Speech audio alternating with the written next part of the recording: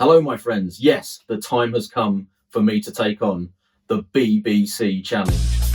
Stop it, it's not that kind of channel. No, I do in fact refer to the Brewboy Callaby challenge, which you may have seen already featured on videos from such illustrious homebrewers as Rick Shaw, Stephen Burton, and John Anderson. They've already got all their videos out. Myself, through a mixture of fear, poor preparation, and lack of time, have taken a little bit longer, but it's happening now.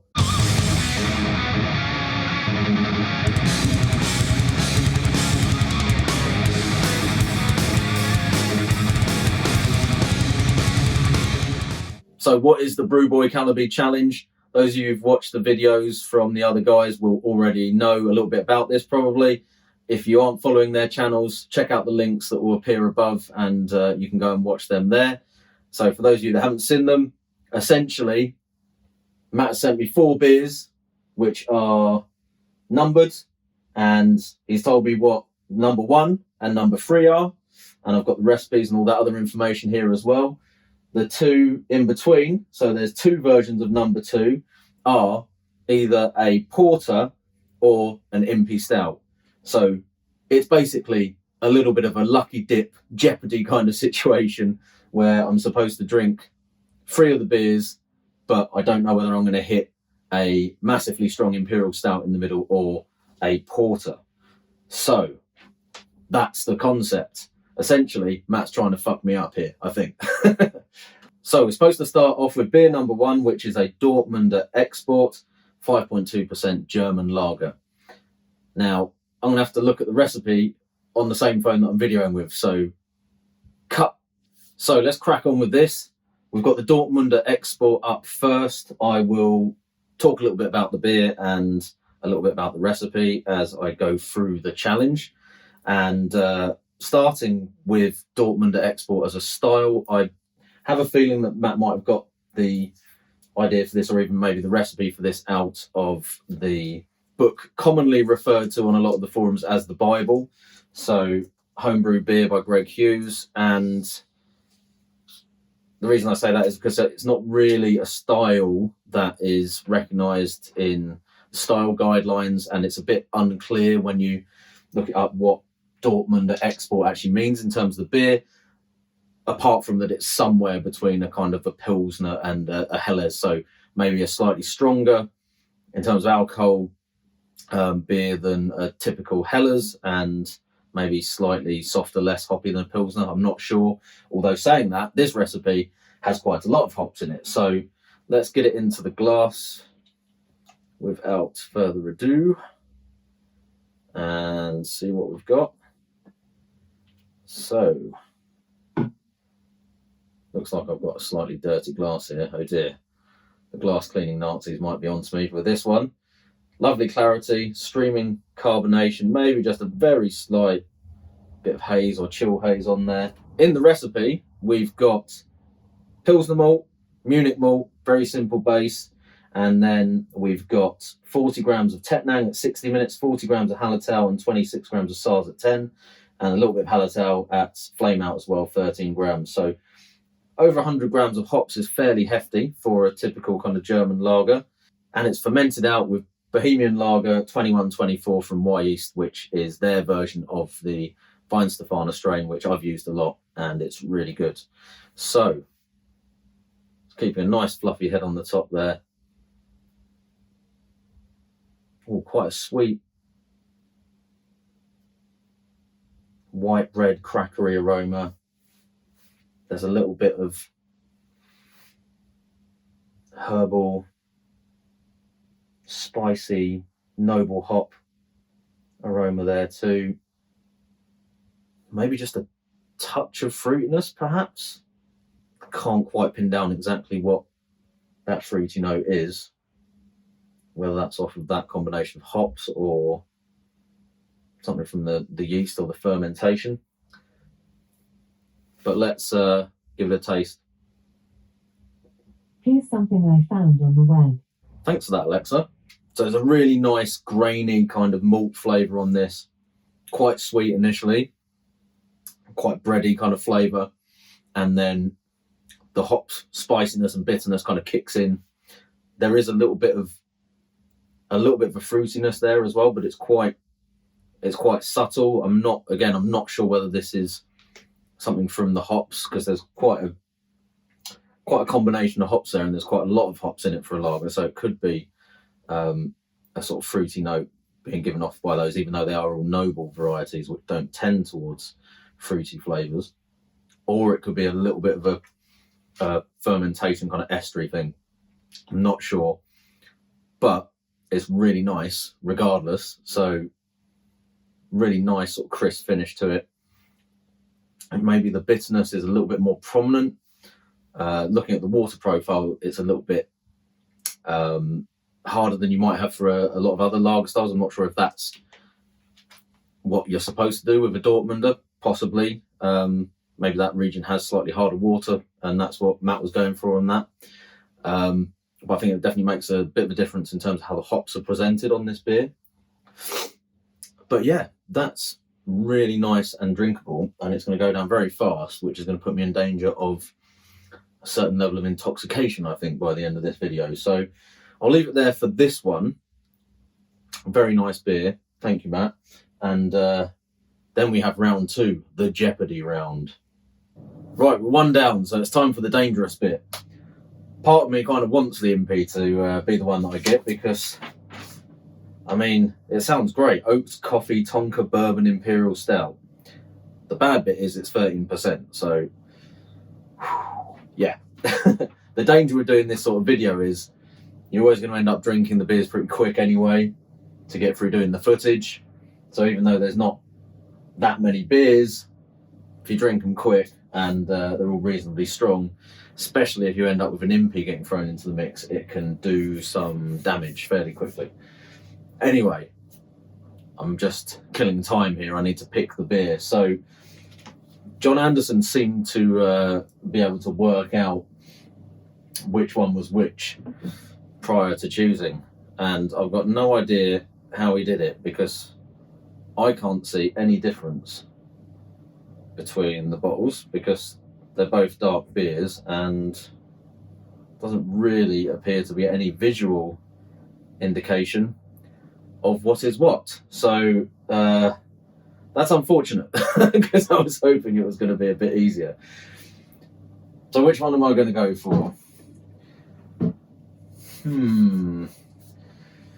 Right. F for fuck you up. Let's go with 2F. I hope it isn't the MP. I've got to look after the kids tomorrow morning while the wife's at work, so could do without an MP-induced hangover. Uh-oh. So it's either the 13% MP or a Baltic Porter at 6%. Now, I am smelling quite a bit of coffee off of this, which is a concern. Then again, did Matt put coffee into the porter as well? I need to check the recipe properly. Well, not according to the recipe. So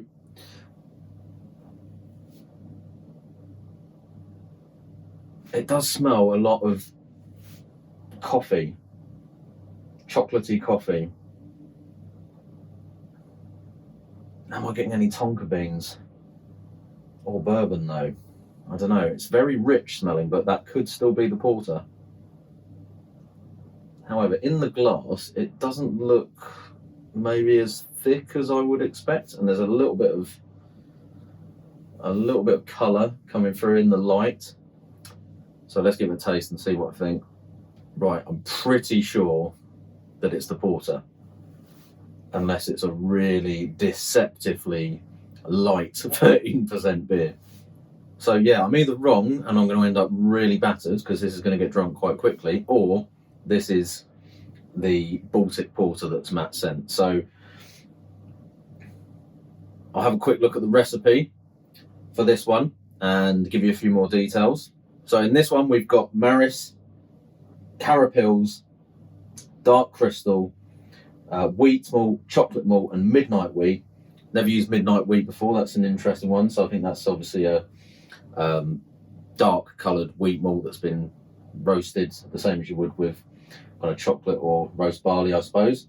I believe that's supposed to give quite a lot of colour, but without as much of the intense sort of roasty flavours that you get with barley. And we've got some Warrior, Cascade and Tettnang in there, so an interesting combination of hops, but not a huge amount of those, obviously, with it being a porter. Mostly there for the bitterness. I think the bitterness on this was fairly high for a porter, so it was about 37 or something like that.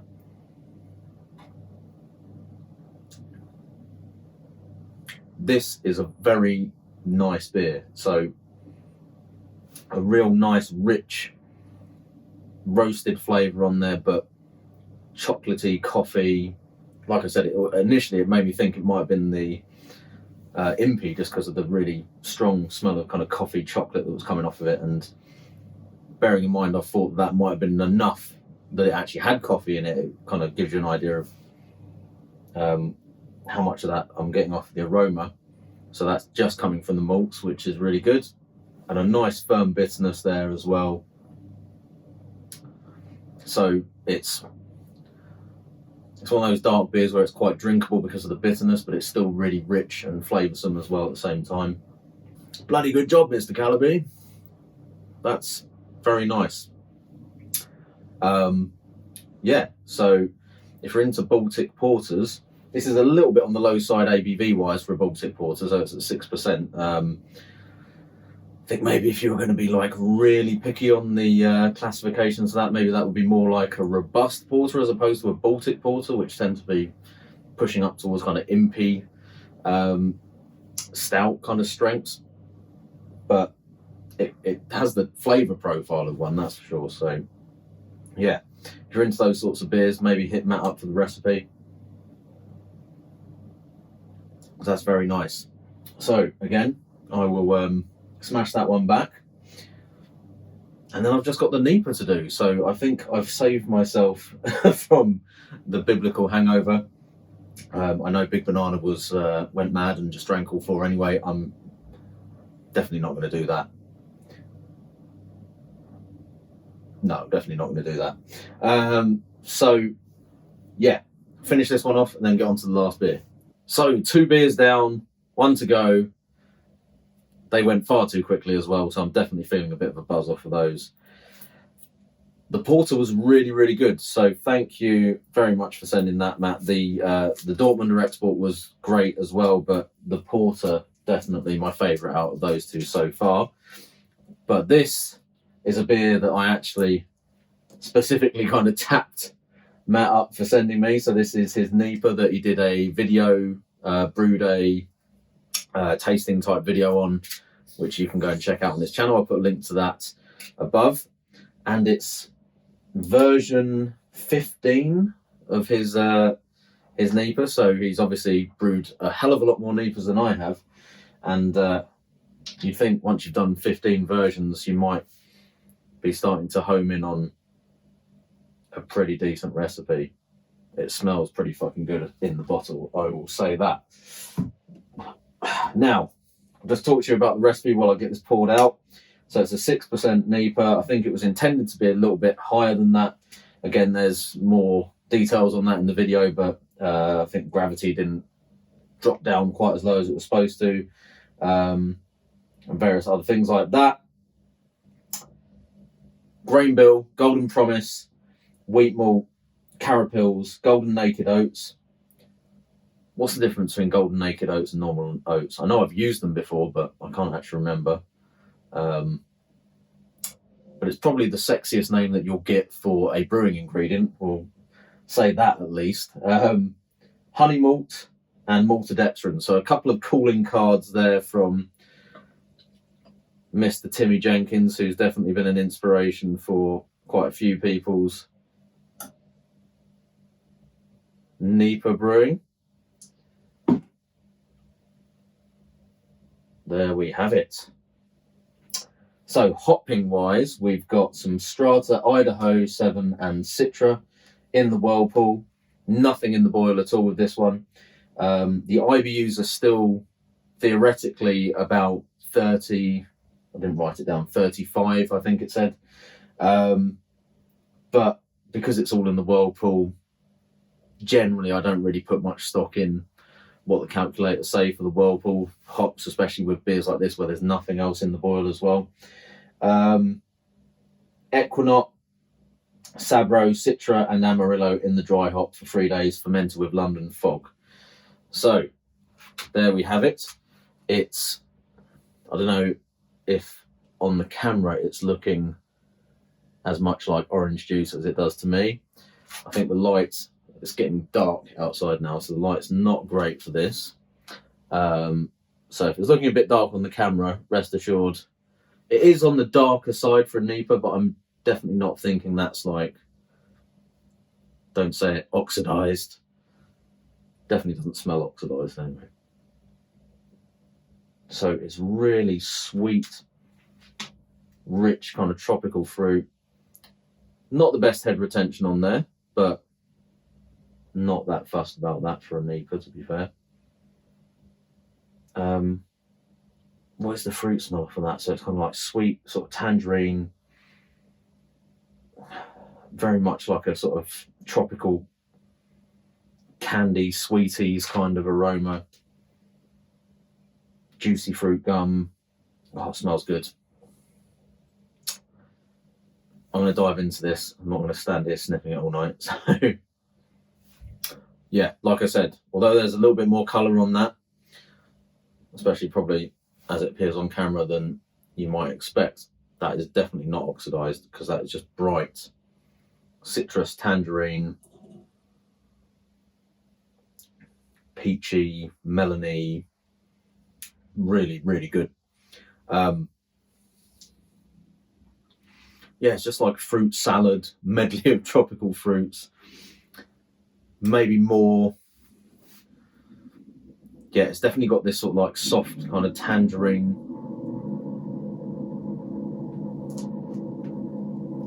That'll be the fans in the fridge kicking in. I don't know what's happened there. So yeah, just a super juicy, really soft, full mouthfeel. It's not quite as thick and heavy as I thought it might be, with it finishing a bit higher in terms of the final gravity and having the maltodextrin in and all that kind of stuff. I mean, don't get me wrong, it's a NEPA and it's quite sweet, so there's a hell of a lot of body to it, but it's not quite like that's kind of smoothie thickness that you get sometimes with beers like this. So it's still really drinkable. Lashings of tropical fruit salad loveliness, for want of a better word.